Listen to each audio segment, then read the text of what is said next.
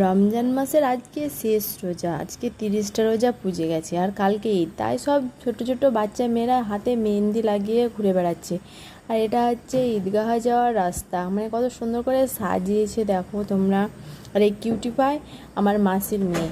ওকে বলছি ক্যামেরা হচ্ছে আমার দিকে তাকা, তো কিছুতেই তাকাবে না আমার দিকে, হাসছে ভিতর ভেতর কিন্তু তাকাচ্ছে না।